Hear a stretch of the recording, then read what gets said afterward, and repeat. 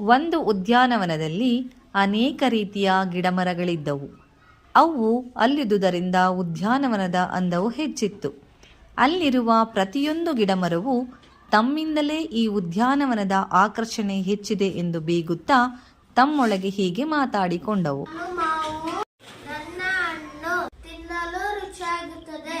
ಎಲ್ಲರೂ ಕೇಳಿ, ನಾನು ಮಾವು, ನಿಮ್ಮೆಲ್ಲರ ಹಿರಿಮಾವ.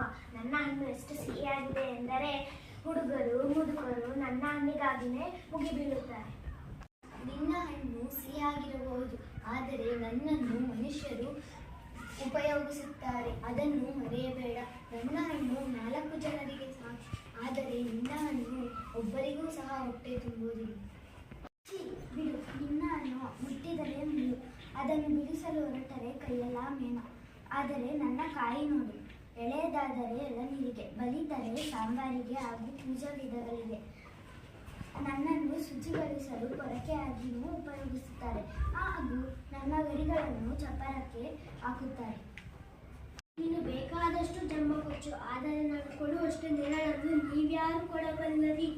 ನಾನು ನನ್ನ ರೆಬ್ಬೆಯ ಕೊಂಬೆಗಳನ್ನು ಅಗಲವಾಗಿ ಚಾಚಿ ಸೂರ್ಯನ ಬಿಸಿಲು ತಡೆದು ಎಲ್ಲರಿಗೂ ನೆರಳನ್ನು ನೀಡುತ್ತೇನೆ. ಪ್ರಾಣಿಗಳ ಉಸಿರಾಟಕ್ಕೆ ಅಗತ್ಯವಾದ ಆಮ್ಲಜನಕವನ್ನು ಉತ್ಪಾದಿಸುತ್ತೇನೆ.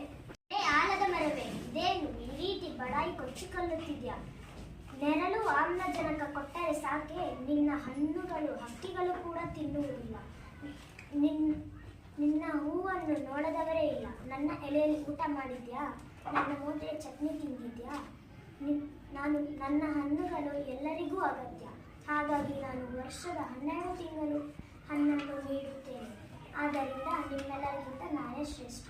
ಅಣ್ಣಂದಿರೆ, ಅಕ್ಕಂದಿರೆ, ನಮ್ಮಲ್ಲೇ ಜಗಳ ಬೇಕೆ? ನಾವೆಲ್ಲರೂ ಸಮಾನರೇ, ಅದರಿಂದನೇ ಮನುಷ್ಯರು ಇಲ್ಲಿ ನಮ್ಮನ್ನು ನೆಟ್ಟಿರುವುದು. ಅದಕ್ಕೆ ನಾವು ಮನುಷ್ಯನಿಗೆ ಮೊದಲು ಕೃತಜ್ಞತೆ ಹೇಳಬೇಕು.